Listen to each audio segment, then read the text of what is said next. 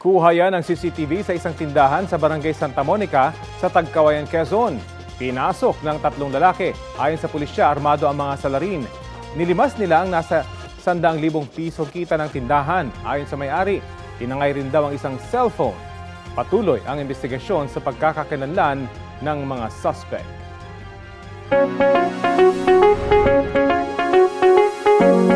Mga kapuso, malaking bagay na habang bata pa ay tinuturuan na natin ang ating mga anak na kumain ng tama para sa kanilang magandang kalusugan.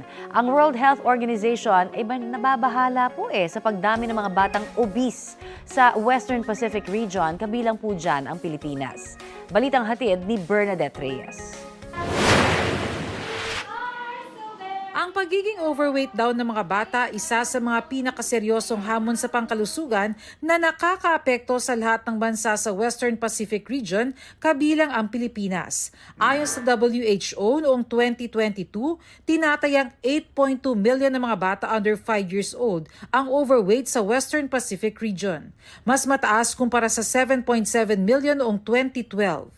Kabilang ang Pilipinas sa bansang nakapagtala ng pagtaas ng bilang ng obesity sa naturang age group. If you see the reports as we are monitoring the obesity in children, alarming, it is rapidly increasing. That will result in the NCD in when they are adolescent or as young children. So this is alarming.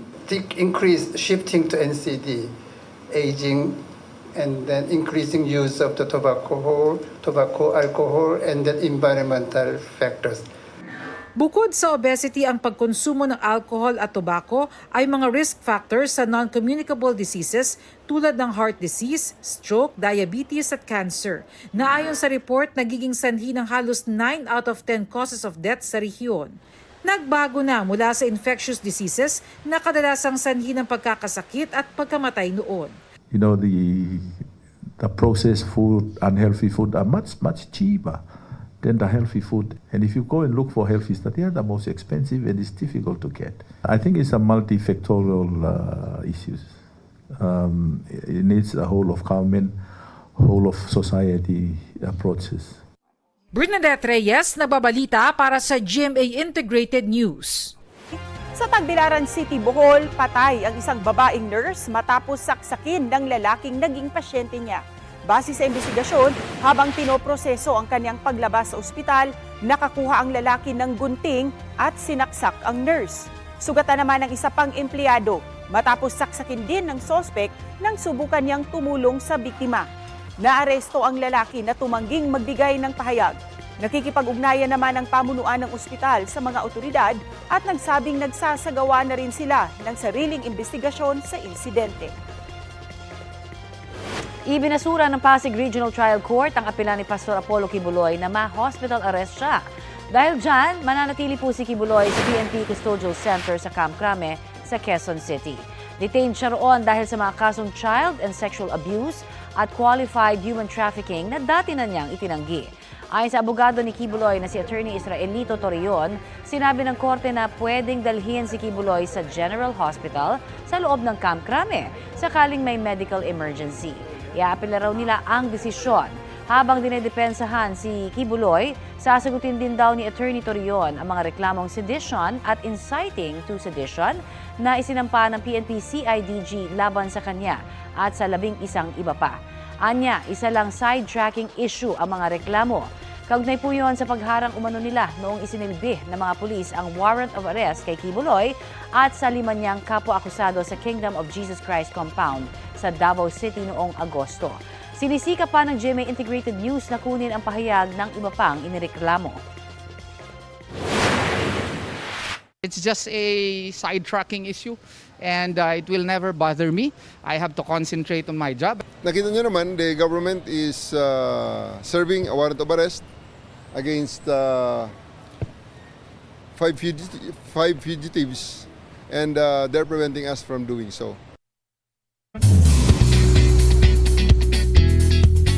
Mga mare at pare, binisita ni Kapuso Primetime Queen Marian Rivera ang block screening ng balota sa isang sinihan sa Taguig.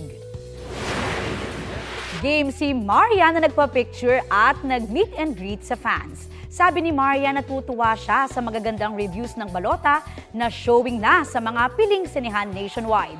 Say pa ni Marian, hindi dapat palampasin ng ating mga kababayan ang balota na produce ng GMA Pictures at GMA Entertainment Group.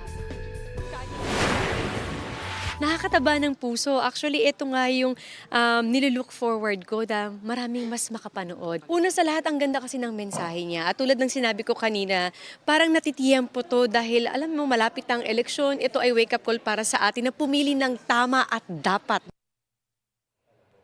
Sa dami ng twist at pasabog, marami ang nahuhook sa GMA Afternoon Prime legal serye na Lilet Matias, Attorney at Law. At para ibahagi ang mga bagong aabangan, kausapin natin live si Attorney Lilet Matias herself, Jo Berry.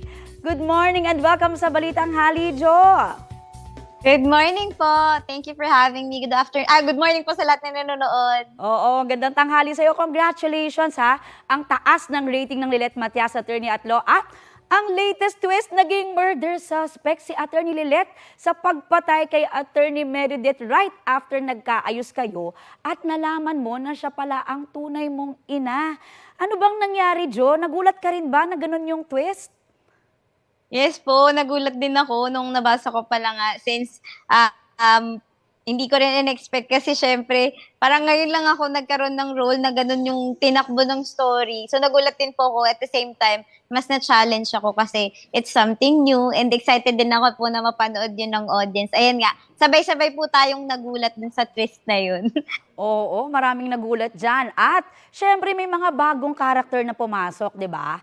At isa dyan, si Attorney Renan Alon, played by Tom Rodriguez, na makakatapat mo kasi ikaw din yung magtatanggol sa sarili mo. First time mo bang makatrabaho si Tom and kamusta siya bilang co-star? Yes, first time ko po siyang makatrabaho and magaan lang po siyang katrabaho actually. Parang hindi kami nag-adjust since bago nga siya. Parang siya yung nag-adjust for us. And mabait naman po. At the same time, pagka may mga eksena kami, tumutulong din siya. Tapos kabado, so sabay-sabay kaming kinakabahan pag may mga ano kami sa korte, pag may mga salpukan kami sa korte. Oo, kasi 'di ba parang ang daming mga mga terms na ginagamit nyo inside the court. O heto na nga ang cliffhanger kahapon. Pinakita na saksak daw si Lilet sa loob ng kulungan. Ano ang dapat abangan mamaya, Jo? Naku, abangan niyo po. Siyempre, unang-una kung sinong sumaksak at kung sinong tutulong at kung ano pong magiging epekto nung nangyari kay Lilet sa loob ng kulungan. Di ba ang daming ng kaso na natakil sa show? Tapos nagtanong ka rin sa viewers, ano ba yung mga gustong kaso pang mapanood nila at mapag-usapan?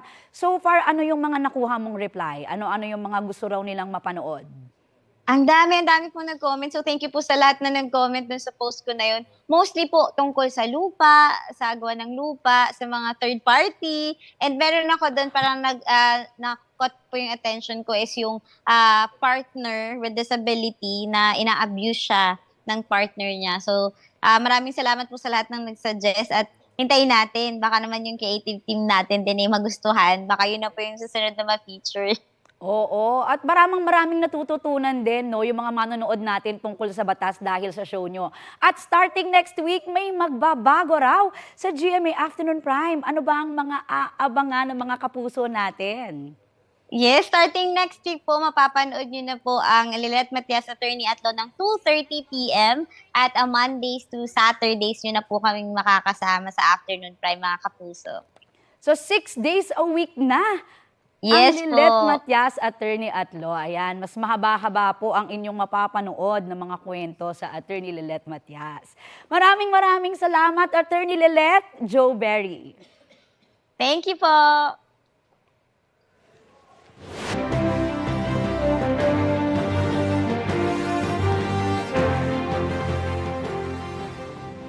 Nagbunutan na po para sa pagkakasunod-sunod ng party list sa opisyal na balota para sa eleksyon 2025. Detalye po tayo sa Unot on the Spot ni JP Soriano. JP? Connie, mga kapuso, para malaman nga po ang opisyal na pagkakasunod-sunod ng mga party list na iimprenta sa balota para sa election 2025 ay nagkaroon nga ng bunutan o digital raffle dito sa COMELEC ngayong umaga. At mga kapuso, kung dati nga po o yung mga dating eleksyon ay alphabetical ang pagkakasunod-sunod sa balota ng mga party list, kung saan unang nakikita ng mga botante sa balota ang mga party list na ang pangalan ay nag-uumpisa sa number 1 o letrang A. Ngayon, depende na ito sa resulta ng bunutan, bagay na naipatupad na rin naman noong nakaraang national elections. Sa pangunguna ng COMELEC Commission Unbank at sa harap ng mga kinatawan ng party list na opisyal, naghahain ng kanilang mga certificates of nomination and acceptance o CONA, sabay-sabay na pinanood ang digital raffle kanina. Sa kabuuan, Connie, may 156 party list ang maglalaban-laban para sa darating na eleksyon. Ayon sa COMELEC, sa bilang na ito, 118 ay mga existing party list o dati ng party list. Sa 156 party list, meron silang katumbas na mahigit 1,000 nominee na umaasang makakuha ng seat o pwesto sa House of Representatives. Ipinaliwanag ng IT officials ng COMELEC ang proseso ng digital raffle kanina. Ipinakita rin ang source code at listahan ng 156 na party list sa projector.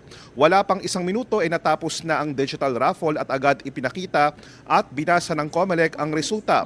Ibig sabihin po, sa balota, ganito na ang makikita ng mga botante na pagkakasunod-sunod ng listahan ng mga party list. Nanawagan naman si COMELEC Chairman George Garcia sa mga kinatawan ng party list na lalahok sa darating na eleksyon na huwag aabusuhin ang karapatan sa pagtakbo sa party list na nakasaad sa batas at mag-umpisa mismo sa kanila ang pagsala sa kwalifikasyon at kakayahan ng kanilang mga party list nominee na kapag nanalo ay magiging congressman o congresswoman ng House of Representatives.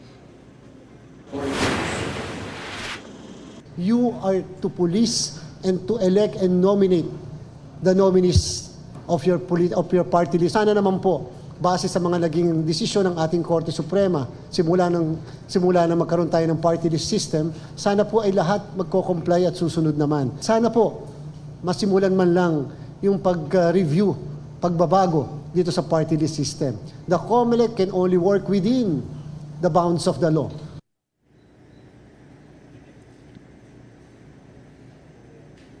At Connie, doon sa pagkatapos nga ng raffle, pinakita yung mga pagkakasunod-sunod, no? At yung number 1, letter P, nag-uumpisa yung party list na ito, no? At hindi letter A. At ang listahan na ito ay ipapublish po sa mga pahayagan alinsunod sa batas ayon sa COMELEC.